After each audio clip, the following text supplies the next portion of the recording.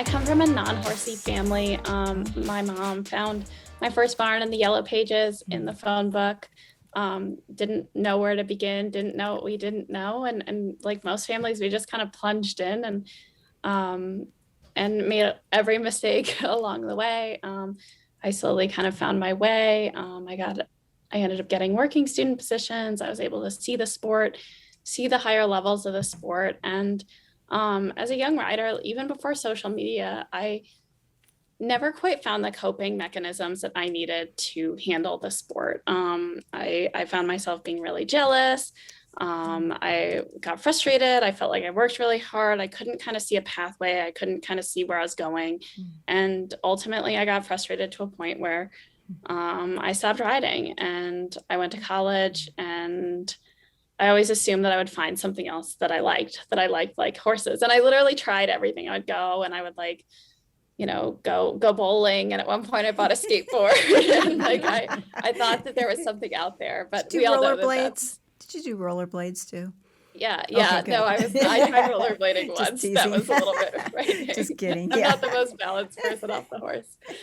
And I just, I socialized and I did all these things that I had quote unquote missed my whole childhood because I didn't do anything because I was always at the barn.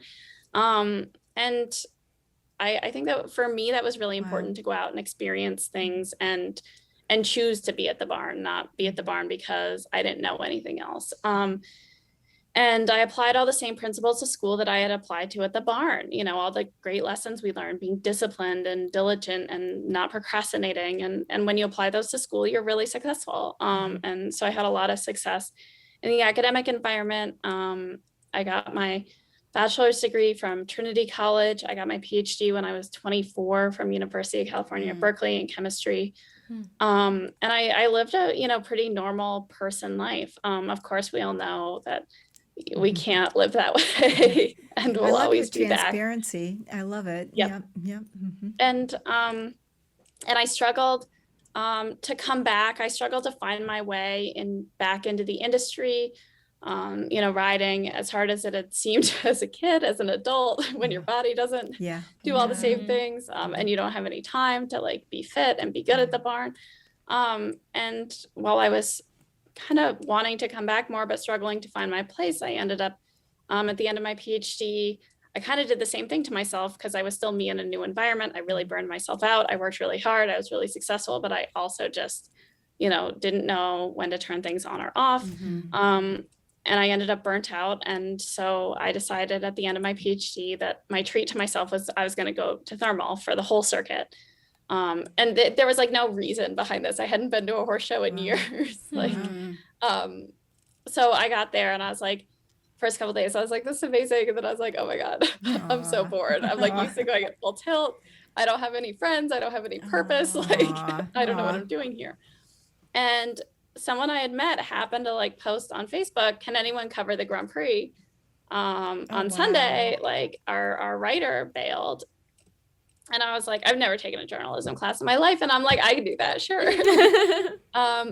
So I went and I covered the Grand Prix, and it was literally a light bulb moment for me. I'd wanted to learn more about this sport my whole life. I'd never seen a pathway. I'd never seen the educational opportunities. I mean, something I liked about academic ivory tower is that it's very systemic. You can see what the next opportunities are. You can see how to get them. You can see how to apply for them.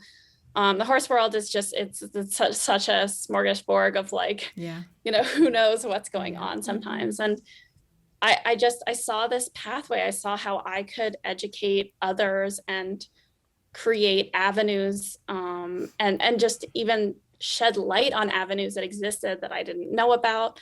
And it just seemed like a great time in the industry. And all of this, there's so much new stuff since when I was a kid that's worked on this, like the Emerging Athletes Program. And we have all of these, just social media and being able to watch videos and live streams. And there's so much great stuff out there. And it's almost too hard to navigate the other way.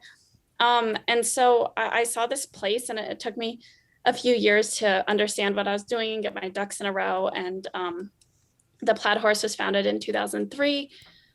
And it had been kind of aging a little bit and not modernizing. And I didn't even know who owned it. I called around and I did not read anything into it when I called and said, would you sell it? And she said, yes, immediately. And it was a really fast deal. I bought it on a mortgage. So I made a down payment, a small down payment, and then I was able to pay off monthly out of the proceeds of the business until it was paid off. And it was like a dog chasing a car. Like I caught it and now what, And Wow. Were you scared? I didn't know that. Yeah. Was I scared? Oh Yeah. I think I was more scared after I bought it. I think like the initial excitement, I was like, I can do this. I can do this. And then you hit all the challenges and you're like, oh my God, I don't know if I can do this. Aww. Like, did you know what you were getting into when you got No. it? Okay. You learned along the way then. Yep. Huh. Yep. And every step's a learning step, and the marketing has changed. That was 8 years ago. And, explaining to brands, in the beginning, I was explaining to brands what like Facebook was and what a podcast was. And so everything has evolved so quickly in our space. And so it's been really exciting and really fun. And, we've really grown, but I also think that because it's a space that's been changing and molding so much in the last 8 years, the fact that I had really no preconceived notions about how journalism should be or how running a magazine should be, I think has actually put me at a huge advantage, because I've been able to take every situation and say, you know what, here's all the data and here's the pathway that makes sense, instead of like, here's all the data and this is what I was trained to do. So I think I've actually been at like it's nerve wracking, but I think I've been at an advantage going out into the media landscape by not being stuck on how things should go. What's your favorite part of the business? I love like working with new brands or new horse shows, or I always think new is so exciting because people are so excited to get to be part of something. And almost every idea is built really organically out of passion, and people are really passionate at that stage. I'm a lifelong educator. I love educating like literally anyone about anything. I mean, you guys saw me in my barn aisle. I'm almost always off on some tangent to someone who sometimes occasionally doesn't want to be there. The kids are all like, run, because I'm like, you're dead. So funny. And they're like, can we just eat dinner, please?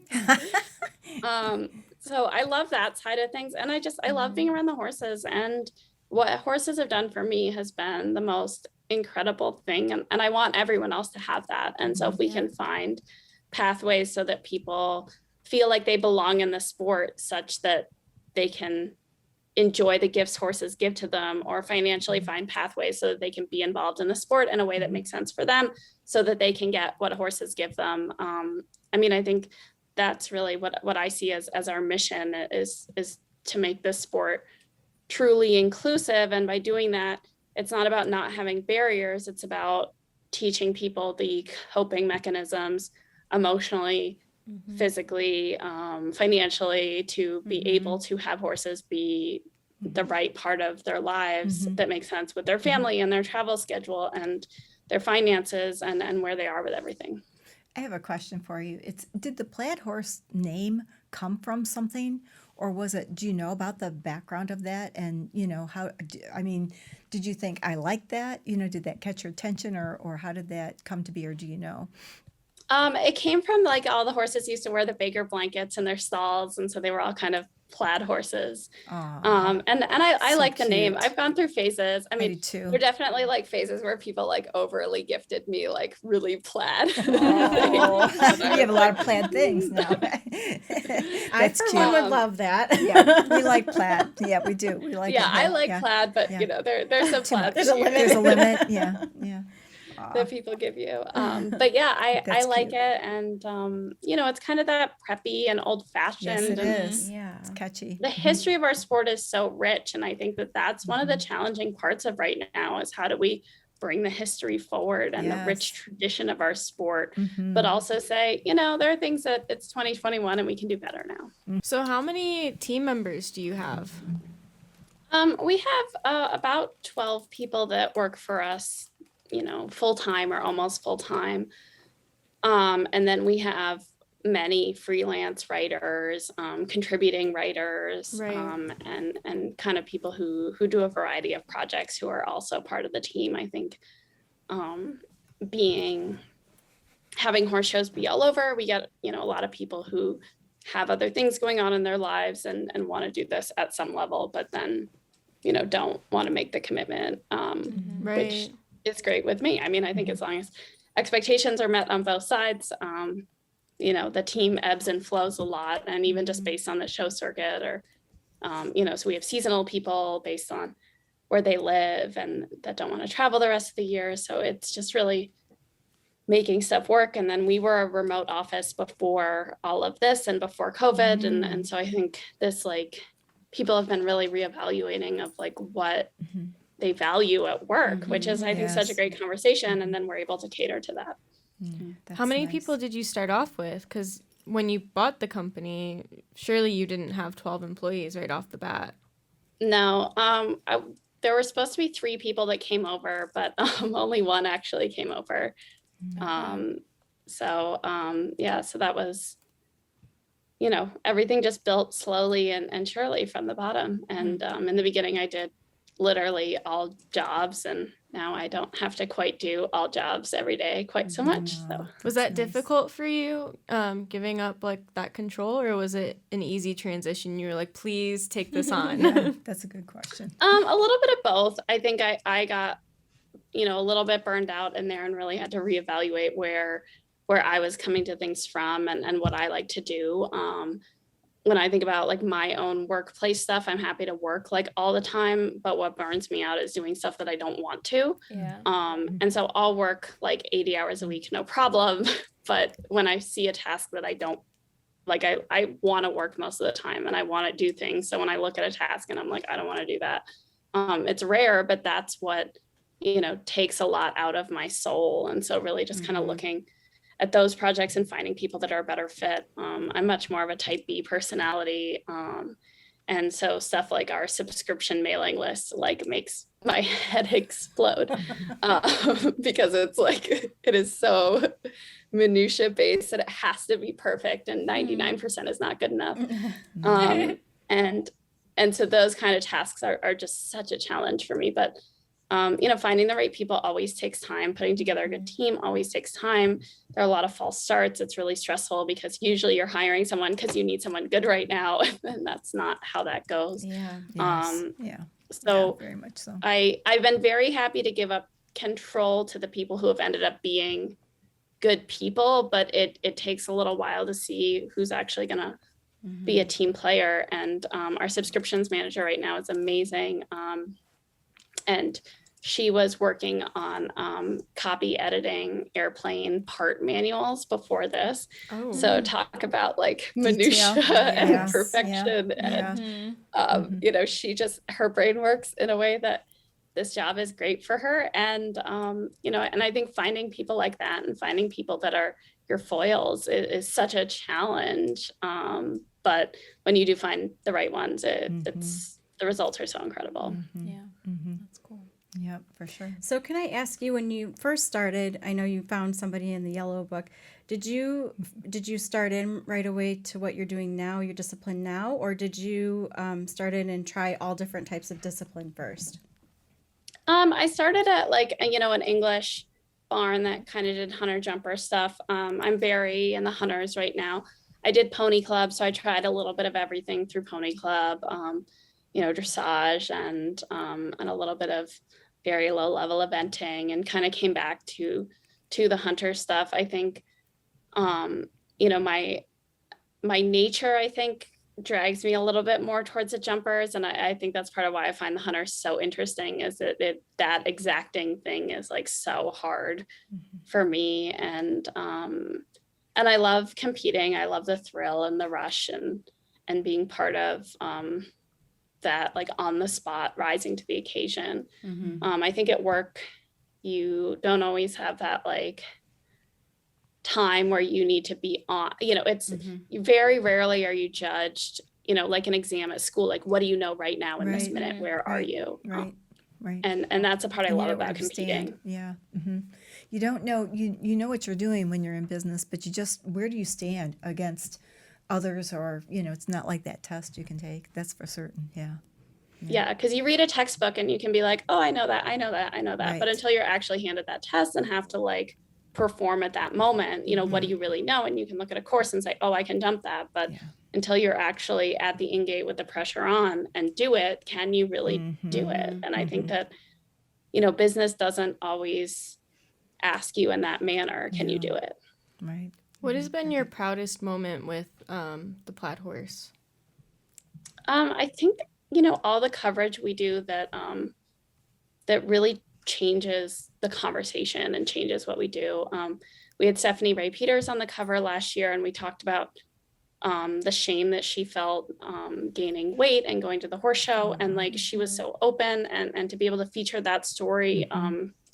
She shipped her horses down to show at Thermal and got out of her car and basically felt so uncomfortable at the horse show that she shipped them home and didn't horse show. And I think we've all felt that. Like, maybe we haven't done that same action, but we've all gotten out of the car at a horse show or at a barn or something and felt that we don't belong in our skin at some level, whatever that means. There's so many different metrics of that. And that needs to go away, because that's not how our horses see us. And that's not Very good true. for our industry. It's not good for our people. It's not good for anything. But it exists. And so I think talking about that stuff, when people that come to me and say, it really meant a lot to me to see someone like me doing X. I mean, I think that's a coverage that really makes me the most proud. Our Show Strides book series had been we've been thinking about it for a long time. Book 4 comes out before Christmas, and books 1 through 3 are out right now. They're based on, there's no bullying, there's no mean girl, there's no villain. They're based on real world stuff where we're dealing with hard things and challenges and personality challenges and riding challenges and trainer challenges and barn challenges and family challenges. But, I think to have an actual conversation with kids about, there's not just like one person we hate. It's about growing, the richness in our lives. And the earlier we can get started with kids with coping mechanisms and things aren't the end of the world. And this is how we handle X, Y, and Z. I think that's where confidence comes from. And I think we've been a vital part of so many people gaining their voice and gaining their confidence in this industry. What age group are those for? 7 or 8 to 12, 13. They're middle grade readers, so they're chapter books, but they're light chapter books. So they're on Audible too. So we've had a lot of parents of younger kids buy it on Audible and in print and let their kids sort of half read it on the way through, and then plenty of adults read them too. I like to read children's books as well. That's really good to know. We are always we have my nieces and nephew, my mom's grandchildren, where they're at those age ranges, like exactly those age. So now we know what to get them. That's perfect. So what are some coping mechanisms that you've learned along the way that has helped you with all of the challenges and all the pressures and all the feelings?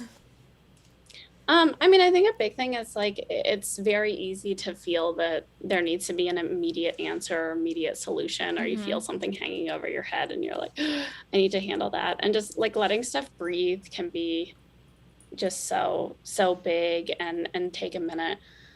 Really assessing how important something is, and that takes experience and perspective and getting out there and doing things. But stuff that seemed like the end of the world, I think a lot of when especially young people feel like something's the end of the world, it's like the two paths for an older adult is it's not, get over it, and that's not really useful. But also indulging it as being the end of the world isn't really useful either. And so I think it's letting people handle enough stuff on their own that they know what works for them. And I think that this is, that kind of phrase of the lawnmower parents, and that they're not helicopter parents, is that they run out and take every object out of their kid's way so that their kid doesn't even have to handle anything. And I see that a lot on the circuit, and I'll have this conversation with parents of like, they're like, oh, my child's too young to do that. And I'm like, so your child is old enough to jump 3 foot 6, but is too young to like wrap their horse, and some of this stuff just doesn't add up to me. Like jumping the big jumps is a lot of responsibility, and it's so is taking care of your horse. So Yeah, very much so. Speaking of that, your barn is a lot different from other barns. Do you want to speak a little bit about that? Yep. So I ride with Emily Ellick at Stonewall Farm in Ixonia, Wisconsin, and I'm an amateur. And she has this wonderful program where she teaches young riders to train young animals. She's mostly a sales barn. She shows at some of the top horse shows in the country, and her riders routinely do well at the Kentucky shows and pony finals, indoors, Devon. But she comes at it of that this is a lifelong educational experience. And so she buys and sells a lot of ponies. She leases a lot. She brings a lot up from zero to sale. And so she's able to provide a lot of opportunities to local riders and local students who spend the time to learn to train young animals. So she has a lot of kids riding at this level and showing at this level that don't necessarily come from means, which I really believe in. These are kids that have really put the work in and really ridden a lot of everything, a lot of youngsters, and a lot of different stuff, and always say yes and always put themselves out there. And it's very hard work. And the kids come in and they do everything. They do all the barn work, and they're responsible for every aspect of the horse show. So she horse shows without grooms almost every show. And then That's for big. pony finals and stuff, there are a couple girls working that are usually in high school and college also, and helping out. And that's because the ring is so far from the barn there. But all those kids are working all day. They're riding all day. They're working all day. They're doing whatever's needed. And you see it's hot and humid, and Kentucky is hard work, and there's a lot of parents coddling their kids, but what this sport is getting out there and putting in the work and being exhausted. And Emily says a lot, like, are you a student or are you a customer? And she always says she doesn't take customers, she takes students. And I think a lot of people, if they thought really about their relationship with their barn, and there's nothing wrong with being a customer, like if that's your choice, like go do that and enjoy it. But when you're thinking about your kids, or if they want to do this for a living, I mean, thinking about really if you want them to be treated like a student or like a customer, like it is different. You think about a student in college is treated like a student. They're not treated like a customer of the college, and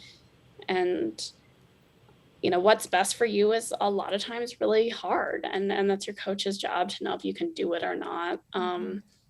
But that ask and that asking you to step up and step out of your comfort zone, I mean, that's not there for your parents to protect you. That's there for you to grow as a rider and as a human, and be part of our sport. It was really cool to see all of the kids going and helping each other untack, and everyone was helping all the time. You don't see that all the time. You just don't, so that's really awesome. I was just And Emily says you're never too young to fill water buckets and pick up a broom. There you go. Yeah, there you go. Yes. Yeah. Yes. 5-6-year-olds filling water buckets. Yeah. So cute. Yeah. Well, I was just going to say with that, where you had mentioned that people can feel like they're not a part of the group. I would imagine that would make more people feel like they were a part of the group. They all have to work. It's the same. Everybody's doing the same. There isn't a one over the other.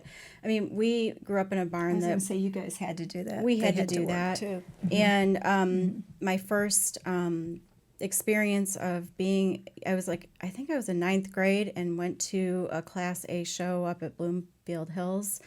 And I was amazed at the difference of, I felt like a total outsider being in that world. I was not riding, thank goodness my friend was, but I was just like, it didn't feel very, accepting at the time. That was very, very different, you know, because we But were, you grew from that too. That Yes, was a we big did. deal. Yeah, you really but I grew a felt lot more from it. confident in the way that personally, like you were saying, all of those coping mechanisms, I think that helped with those things because we just were, that's just what we did. And, you know, everybody gets jealous sometimes, or everybody, you know, I mean, like wishes they could do something. But for the most part, you know, I don't know, there's just something about it that really helps you just to be a little more, I don't know how to explain it. You can just deal with things a little bit better, I think. You have the experience. Yes. You have Yep. the experience. You know what to do when you run into those situations like, what do I do? You have a better idea of what to do. And it teaches you when you're younger to gain the experience that you Yeah. didn't have previously. Yeah. And I think there's a pride with having purpose. And I think being busy Yes. and helping Yeah. others, whether Definitely. that means your horse or your friends or others. I mean, I think there's a pride that comes from being busy and accomplishing things. And the camaraderie that forms with the group then is wonderful. Yeah. That's a wonderful thing And too. not only that, but it's more than like you're not thinking just about yourself. You know, Yeah. you're having to take a responsibility too. for, you know, your horse and others and helping, and it just kind of helps, Yeah. you know, I think a lot later in life when you get into like working and having a job, and just helps you develop more. It does. It teaches Strong you work ethic. Yeah, it teaches you life experiences for later on. Definitely. Yeah. That's exciting. So you have college courses. Do you want to talk a little bit about those and what you offer? Absolutely. So as I talked about earlier, you know, pathways are really interesting to me, and I ended up learning a lot of things the hard way in this business. And so it got me thinking about what we can teach and what we can teach in a more systemic fashion and what can build on itself. And so what came out of this was 3 college courses. They're over the summer at Clarkson University.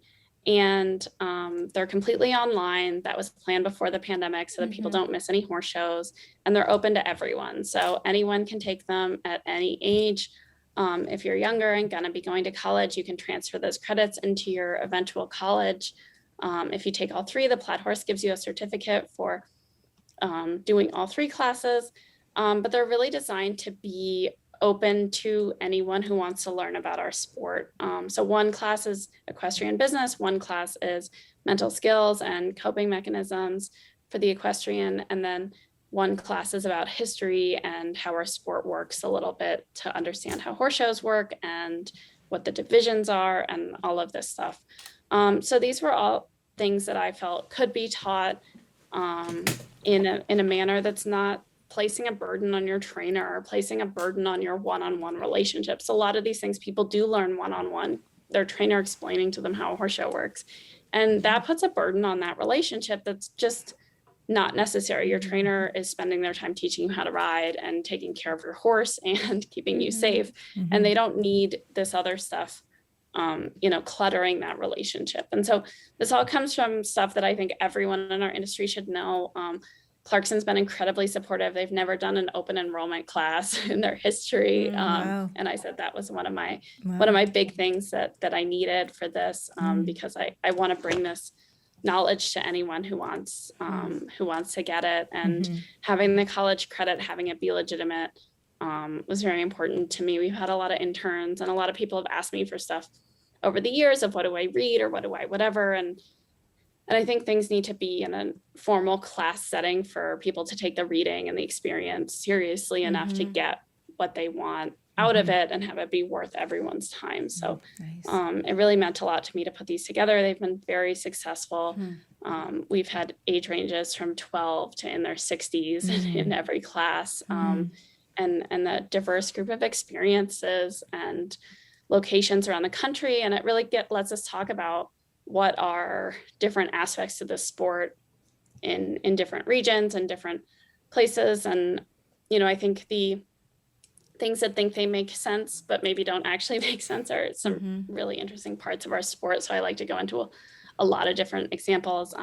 I saw you all at pony finals. So many people want to buy a pony at pony finals, but when you really think about that side of things, how inflated prices are, you know, you have all these other factors of like why you might not actually Want to Buy a Pony finals. And it's really hot there, so the ponies tend to be quieter and maybe not really themselves. Yeah. You might get home something that the weather turns and Yes. not the same pony. Right. So like really thinking about these things in a different way is something that I'm really passionate about, getting people to think about their scenario. And there are no right answers. It's all about right fit for you. So understanding yourself and what your needs are. There's so many people I say to me, I do anything to be better, to have more opportunity in this sport. And I'm like, okay, well, move somewhere cheaper. And they're like, oh no, I don't want to do that. And, and I don't judge you. You don't have to. But then you can't sit there and say, well, I do anything for more opportunity in this sport because, and so I think really sitting down and saying my limitations are X, Y, and Z. Here's how I make the most of it. I think that's how we make this sport as productive as it can be. Very good. Yeah, very cool. So how intense are these courses?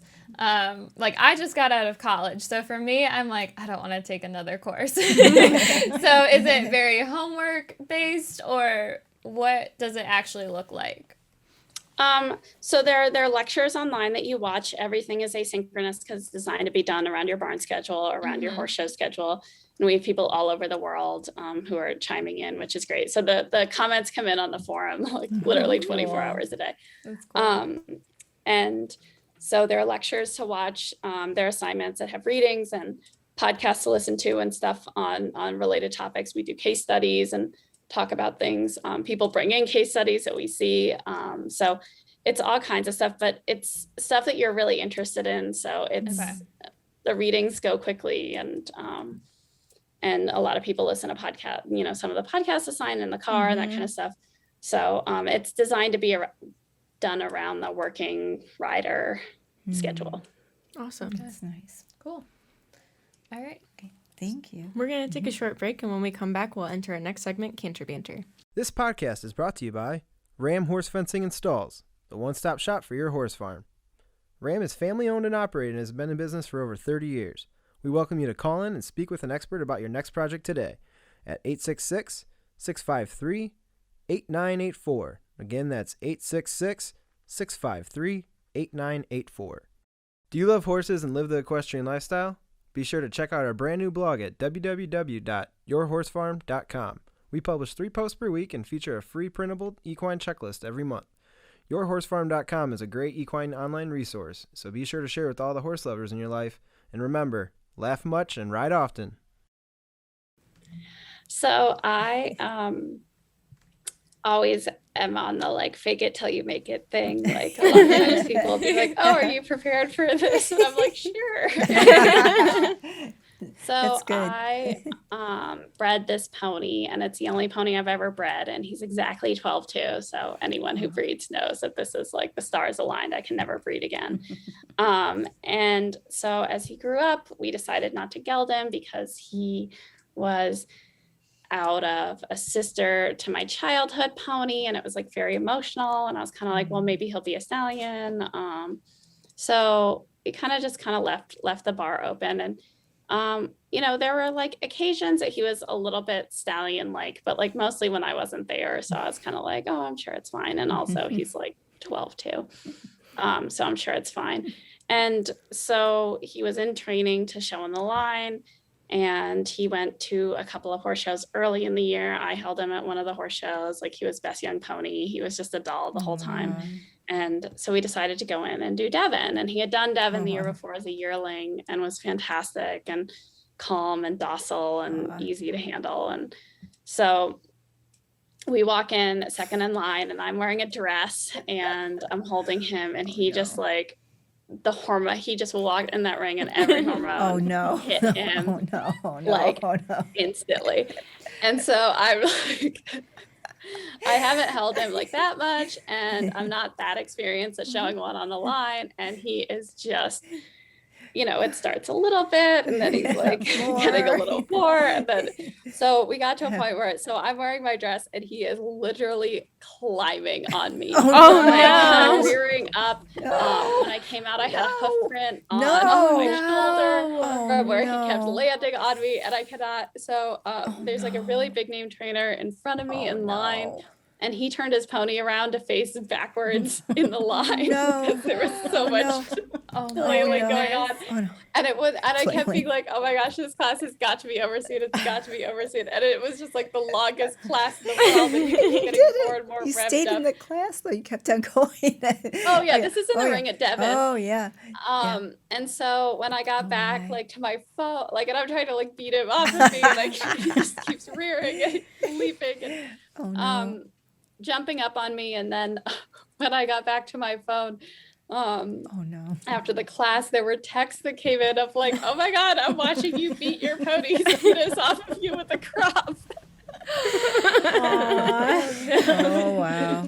Oh my. And that was like, it was one of those things that like you thought was gonna be fine and could have gone either way, and then it just kept building and building, and it was so awful. And finally we had to leave the ring, and they came over and I was leaving, and they were like, oh, we were gonna tell you your excuse. So it was one of those moments, and he has since gelded, and he's a hunter pony. There you go. That's it. I showed him the next year at Devon still as a stallion, and he was a doll. He learned to manage his emotions. Yes. But, it was just one of those timing moments, and I feel like the horses always do that to us. They never let us have any hubris. Man, you did more than fake it till you make it. You did it. Yes. I mean, you just did it, girl. That was great. Wow, good for you. Aw. Well, it was so nice that you Yes. took the time out of your day Thank to you talk so to much. you. Yeah, Thank you for having me. Good stories. Thank you very much. We hope you enjoyed listening to our podcast and encourage you to share with all your equestrian family and friends. You can tune into the Late Night Riders podcast show every Friday night. Each episode will be uploaded exclusively on YouTube, where you can subscribe to our channel to stay up to date with all of our latest shows. Do you have a topic you'd like us to discuss? We want to hear from you. You may email us at podcast@ramfence.com, or feel free to leave a comment below. Thank you again for listening. Did it first try.